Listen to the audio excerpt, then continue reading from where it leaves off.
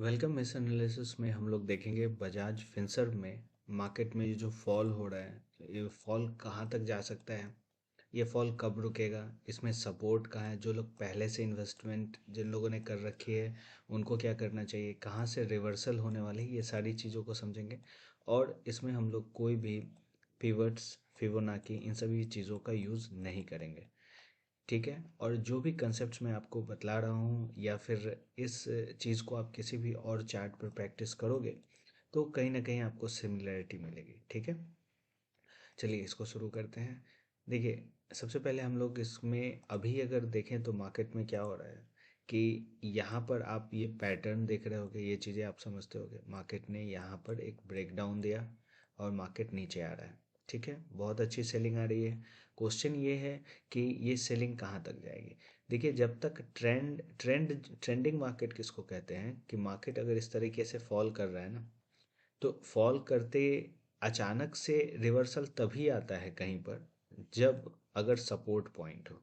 ठीक है, इस चीज़ को आप कहाँ देख सकते हो, यहाँ पर देखिए। ऊपर से सेलिंग आ रही थी, सेलिंग आ रही थी, सेलिंग आ रही थी। अचानक से बाइंग कब आती है, जब सपोर्ट पॉइंट है। क्या यहाँ पर आपको सपोर्ट दिख रहा है क्या? आंसर है नहीं। तो फर्स्ट तरीका ये होता है कि मार्केट में किसी लेवल पर एक सपोर्ट मिले तो ये बाउंस होगा, नहीं तो मार्केट को रेंज बनाना पड़ेगा। कहने का मतलब क्या है कि इस तरीके का रेंज, तो फिर पॉसिबल है कि मार्केट ऊपर जाए। ये चीज़ समझ गए। अब हम लोग आते हैं मेजर ट्रेंड को समझने की कोशिश करते हैं।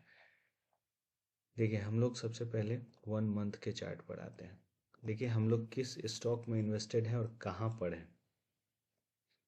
पिछले 10 ईयर्स में आप देखें, 2011 से आप देखो 2021, 10 ईयर्स में स्टॉक 100 रुपये का स्टॉक 1000 लेवल पर था और कोरोना में 1000 लेवल से 400 के लेवल को मार्केट ने टच किया। ठीक है, और उसके बाद ये मोमेंटम आपको मिला।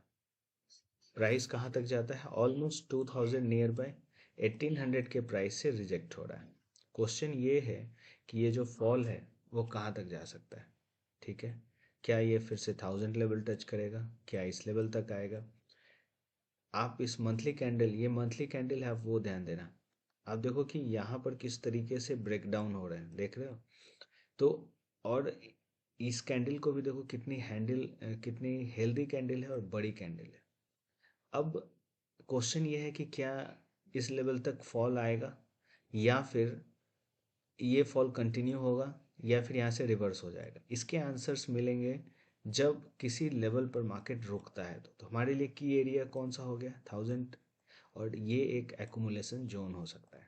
ठीक है, अब हम लोग बात करते हैं 1 वीक के चार्ट पर कि इसमें क्या चीज़ें दिख रही हैं। देखिए, मार्केट में इसे कहते हैं मल्टी फ्रेम एनालिसिस। ठीक है, यही कंसेप्ट्स को अगर आप समझोगे तो ये multi multi time frame analysis इसको आप कह सकते हो, जिसमें आप अलग अलग टाइम फ्रेम पे ये समझने की कोशिश करते हो कि ट्रेंड में है कहाँ कहाँ पर इन्वेस्टमेंट। जैसे आप इन्वेस्टिंग वैल्यू इन्वेस्टिंग की कोर्स जब आप लेते हो ना, तो उसमें ये चीज़ें समझ में आती है कि किस प्रॉपर पॉइंट पे हम किसी स्टॉक को इन्वेस्ट कर दें और उस लेवल से मार्केट ऊपर जाए।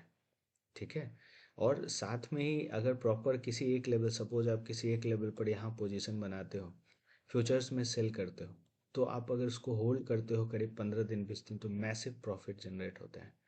तो जो यूट्यूब के मेंबरशिप है, डिस्क्रिप्शन बॉक्स में आप वो भी चेक कर सकते हो। जो मेंबर्स हैं उसमें जब बड़ी बड़ी एक मूवमेंट आती है ना, कोशिश करता हूँ कि जब भी कोई बड़ी मूवमेंट आए, जैसे जिसमें रिस्क मान लो कि ऑलमोस्ट अगर आपका 1000 रुपये का रिस्क हो, तो रिवॉर्ड कम से कम 6 के आसपास हो, 5 के हो, तो आप वो ट्रेड्स कैप्चर करते हो। ठीक है, वो कम आएंगे लेकिन आती तो है, तब तो फिर एक अच्छा प्रॉफिट मिलता है ना। उस तरीके के ट्रेड्स हम लोग देते हैं। एनीवेज, हम लोग बात करते हैं कि अब टॉपिक पर आते हैं कि क्या चीज़ें हो सकती हैं। अब देखिए, ये जो फॉल हो रहा है ना, ये फॉल कहाँ तक जा सकता है, क्वेश्चन ये है।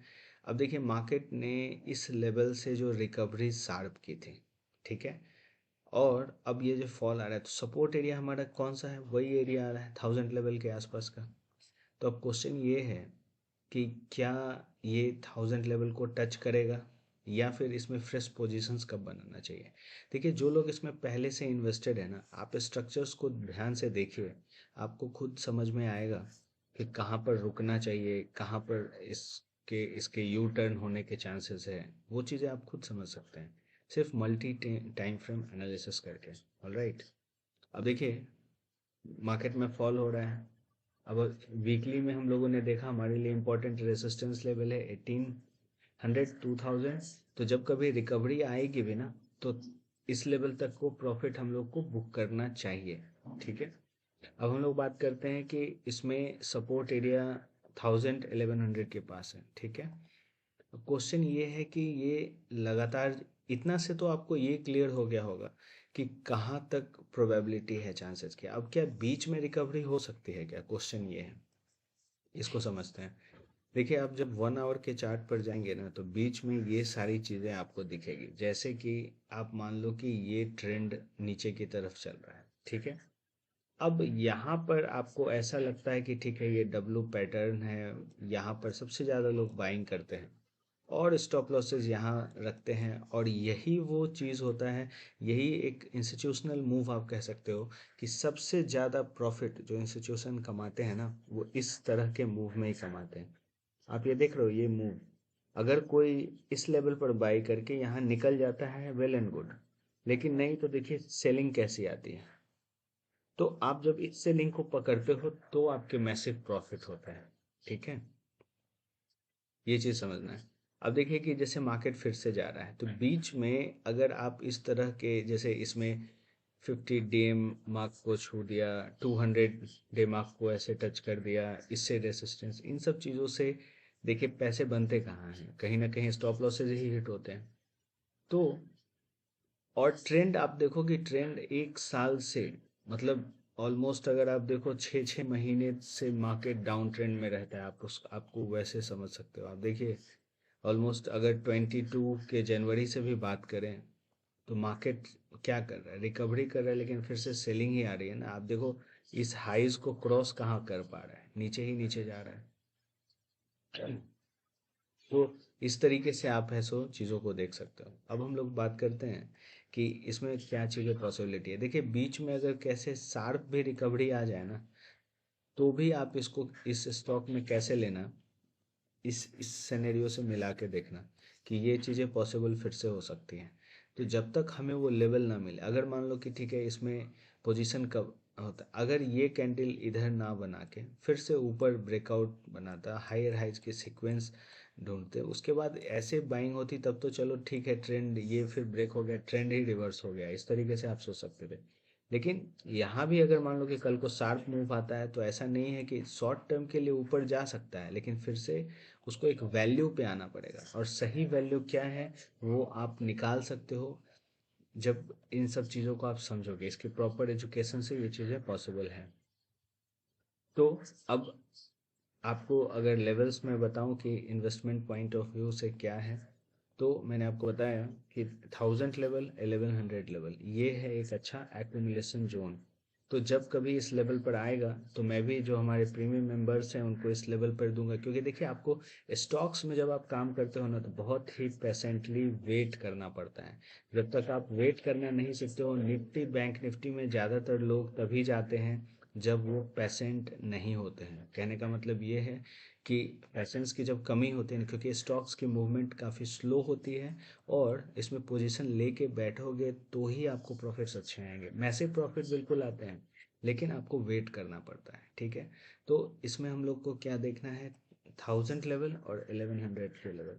जब भी मार्केट इस लेवल पर आए, ये एक ऐसा फिर जोन है, फ्रेश एंट्री जोन, जहां से मार्केट रिवर्सल। अगर आप इस वीडियो को मान लो 2 महीने बाद भी देखते हो ना, अप्रैल मार्च में देखते हो, तो इस लेवल पर को आप नोटिस करना। ऑलराइट, ये इस स्टॉक के बीच में पुल बैक हो सकते हैं। तो मैंने आपको इस एनालिसिस में ये बताया कि आने वाले वीक्स में, मंथ में कहाँ पर हम लोग इन्वेस्टमेंट करें।